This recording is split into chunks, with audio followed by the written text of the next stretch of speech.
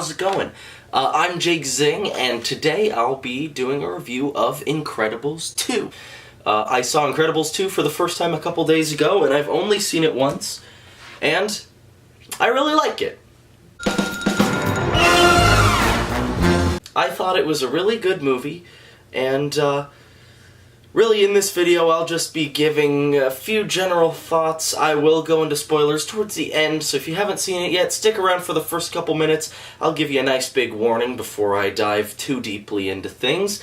But this is just going to be a quick little review with my thoughts. I like the idea of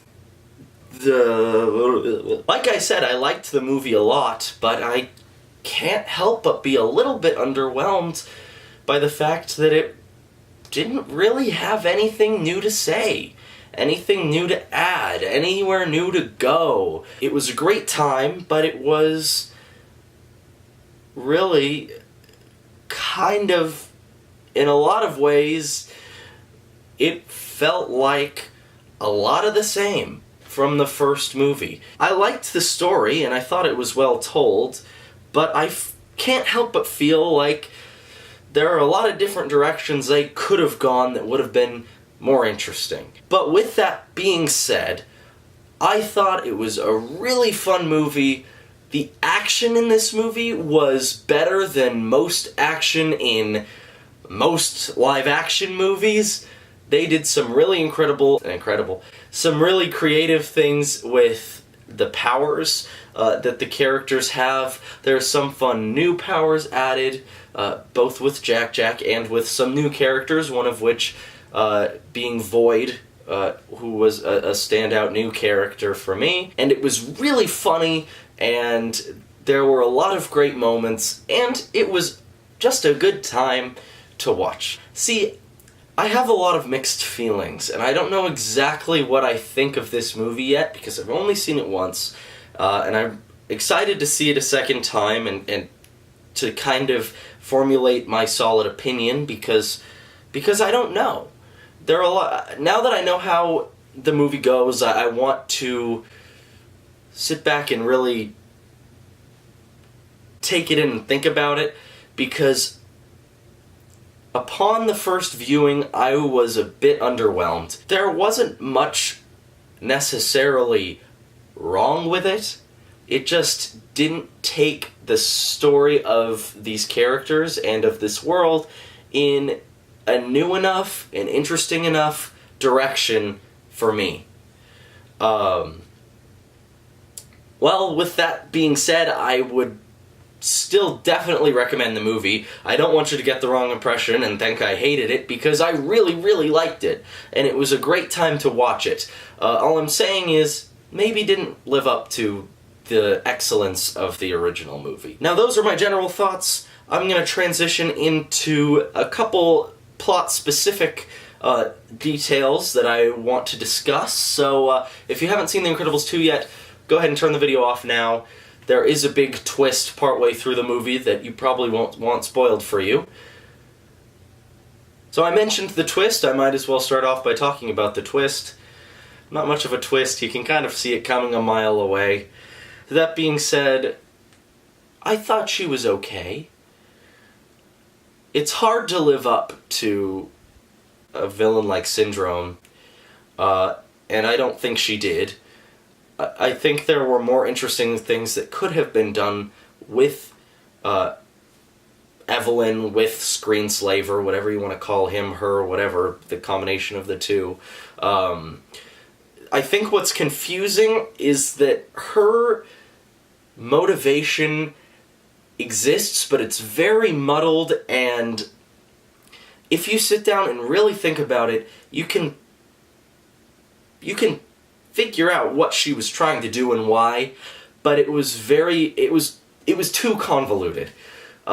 Because she essentially had two things that she wanted to get across. One was the Screenslaver idea, where she thought people were too reliant on technology. Makes enough sense in itself. Then you look at the side where she doesn't want supers around because people rely on supers to save them, and instead of using their common sense, like, her dad could have just used common sense, went to the safe room, and they're fine. but instead he was relying on someone else to save them. That also makes sense, but when you have Evelyn being Screenslaver, it kind of gets to a point where it's less effective. The other thing I don't understand is why she had her heart set on Elastigirl being the super that they choose to put forward. Maybe now I can rewatch it and figure out exactly why. Because it makes sense from the perspective of she identifies with Helen because she feels like Helen's always kind of been in the background to Bob, and now she's coming out into the spotlight, and she's always felt in the background to her brother. When you mix that with the fact that she doesn't want the supers to be in the society at all, why she would want Helen... You see what I mean? Where you keep picking out little things that she wants to do, and they all make sense, but they don't all make sense together necessarily. You know what I mean?